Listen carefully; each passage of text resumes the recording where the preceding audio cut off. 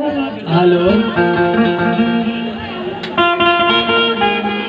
Hello hello hello hello check hello.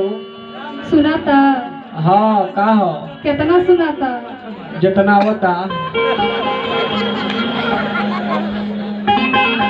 चलिए आइल बानी। हरी मोबाइल प्रिंटर्स हाँ राजपुर बगहा कुशीनगरिया के तरफ से बहुत सारा पुरस्कार बाटे।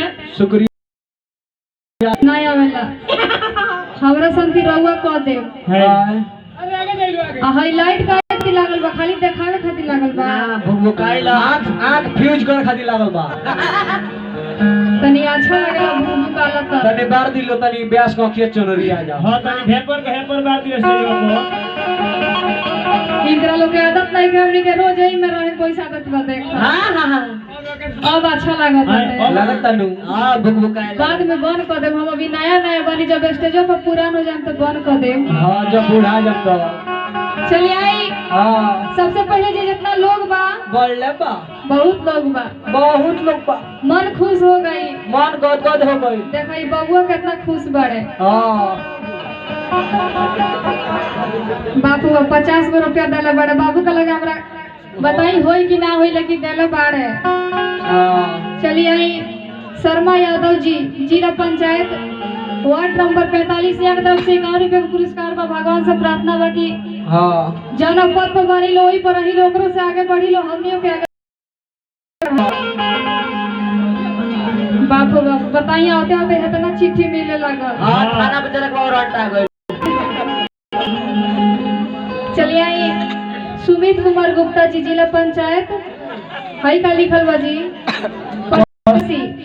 वार्ड सदस्य। एक तरह से बहुत सारा पुरस्कार बाटे। तनी पढ़े लिखे में कमजोर हैं, कुछ बोले में गलती हुई तो माफ कर देम लोग। चलिए आई। अगर हमरा से कोनो प्रकार के भूल हो जाई, चाह के भूल ना करेब, लेकिन अगर हो जाई तो माफ करेब लोग। काहे कि अभी रवा सब के बीच हमनी के सीखे के उम्र बाटे। अब तो अभी रियाज में लागल बानी। रियाज में लागल बड़ा। लगा रहा। चलिए आई। आज खुशी के बात बा और साथे साथे दुखों के बात बाटे। खुशी के बात ये बा कि भले वहाँ के नहीं खे, लेकिन वहाँ के चलते आज वहाँ के नाम और वहाँ के दरबार में इतना लोग आई बा। अरे लात धरे के जगह नहीं खे नु ना तो लात बचा के रखी है। ऊंचा ऊंचा जाए अपन अपन वाला चप्पल चोरा के रखे लोग। बड़ी कम समय में माई के सुविधा रही। ओकरा बाद हमनी के कैसेट बहुत सारा आई रहे। 2-3 साल पहले आई रहे। तराखिया के काजल हमार जान ले गई।